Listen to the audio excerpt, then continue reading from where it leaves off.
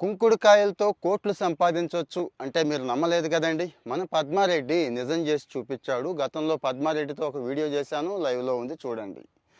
ఇదే పద్మారెడ్డి సంగతి మళ్ళీ గుర్తు చేస్తున్నానండి. అత్యంత పేదరికం, ఎక్కడో గుమస్తాగా చేరాడు, అది కూడా ఒక పురుగు మందుల కొట్లో చేరాడు. ఎప్పుడో కుంకుడు మొక్కలు పరిచయం అయినాయి కడియంలో, అవి తెచ్చుకున్నాడు. నువ్వేం చేసుకుంటావంటే అందరూ నవ్వితే ఇతను దాన్నే సక్సెస్ చేసి చూపించాడు. ఎటువంటి నీటి వసతి లేని ప్రాంతంలో కుంకుడు చెట్లు పెంచి ఈరోజు కోట్లు సంపాదించడమే కాదు, నేషనల్ మిలియనీర్ ఫార్మర్ అవార్డు ఆయన తీసుకున్నాడండి.